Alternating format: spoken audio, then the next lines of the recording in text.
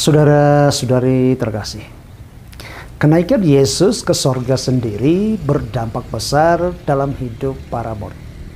Sampai Yesus naik ke sorga, murid-muridnya masih tampak kebingungan. Mereka berusaha untuk memahami apa yang sedang Yesus lakukan. Tetapi setelah kenaikan itu, mereka pun menyembah Dia. Mereka pulang ke Yerusalem dengan hati yang gembira. Mereka lalu mulai membangun komunitas persekutuan di Bait Suci untuk menyembah Allah. Saudara-saudari terkasih, setelah Yesus terangkat ke sorga, para murid justru merasa sangat bersukacita. Padahal sebelumnya mereka merasa sedih karena Yesus menyampaikan bahwa Dia akan meninggalkan mereka. Menyadari ketakutan yang mereka rasakan, Yesus pun menguatkan mereka dengan menyampaikan tentang pelayanan Roh Kudus. Dia meyakinkan mereka dengan kata-kata yang menguatkan.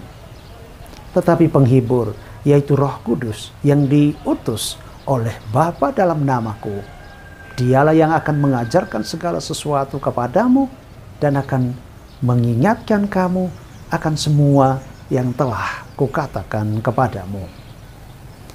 Injil Yohanes pasal 14 ayat 26. Kenaikan Tuhan Yesus ke sorga menghasilkan sukacita karena para murid menyadari tentang rencana Allah yang besar. Kenaikan Yesus menjadi penggenapan tentang janji pelayanan Roh Kudus melalui para murid. Para murid sendiri menerima janji itu dengan sukacita. Seketika waktu keraguan dan ketakutan mereka pun lenyap. Para murid mengerti siapa Yesus itu. Mereka tahu bahwa Yesus mati untuk mengampuni dosa mereka dan dosa umat manusia. Mereka juga tahu Yesus bangkit dari kematian dan kebangkitan itulah yang memberikan harapan baru dalam hidup mereka. Karena itulah momen kenaikan Yesus menjadi hal yang sangat penting karena 4 alasan ini. Yang pertama, Yesus telah menggenapi janji keselamatan atas dosa manusia. Saat terangkat ke sorga dan duduk di sebelah kanan Allah Bapa, itu artinya Dia telah menyelesaikan misi kehidupan, kematian, dan kebangkitannya untuk tujuan keselamatan umat manusia. Bandingkan Ibrani pasal 10 ayat 11 sampai 14. Yang kedua, peranan Yesus sebagai pengantara antara Allah dan manusia dimulai. Kita yang percaya yakin bahwa Yesus adalah pengantara antara kita dan Allah untuk selamanya. Anak-anakku, hal-hal ini kutuliskan kepada kamu supaya kamu jangan berbuat dosa. Namun jika seorang berbuat dosa, kita mempunyai seorang pengantara pada Bapa, yaitu Yesus Kristus yang adil. 1 Yohanes pasal 2 ayat 1. Yang ketiga, waktu Yesus naik ke sorga, Dia memulai pemerintahan kekalnya atas penguasa-penguasa dunia sebagai Raja semesta alam. Duduk di sebelah kanan Allah, setelah Ia naik ke sorga, segala kuasa dan kekuatan ditaklukkan kepadanya. 1 Petrus pasal 3 ayat 22. Keempat, kenaikan Yesus menjadi awal dari misi penginjilan di dunia.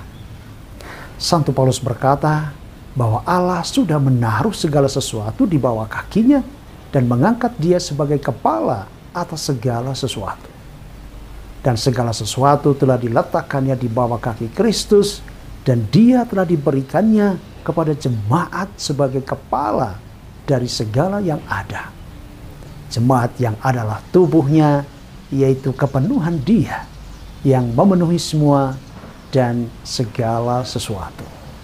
Efesus pasal 1 ayat 22 sampai 23. Saudara-saudari terkasih, dalam Injil Matius pasal 28 ayat 18 sampai 20 kita mendengar Yesus berkata, "Kepadaku telah diberikan segala kuasa di sorga dan di bumi.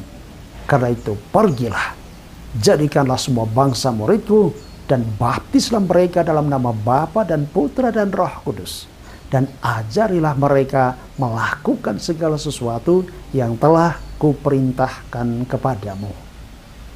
Perintah Yesus ini universal, artinya berlaku untuk semua orang, yaitu semua pengikut Yesus Kristus, supaya berjiwa misioner.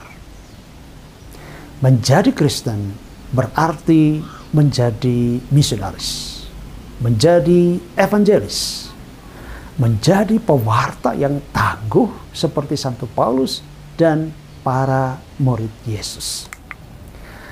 Yesus sendiri bekerja dengan kekuatan Roh Kudus-Nya sehingga pewartaan kita itu menghasilkan banyak buah. Aku senantiasa menyertai kamu sampai akhir zaman. Yesus berjanji bahwa Dia akan selalu menyertai kita dalam setiap pelayanan misi yang kita lakukan. Karena itulah kita harus membangun kepercayaan kita pada karya keselamatan Yesus. Selamat Hari Raya Kenaikan Tuhan Yesus ke sorga. Tuhan Yesus memberkati kita sekalian. Amin.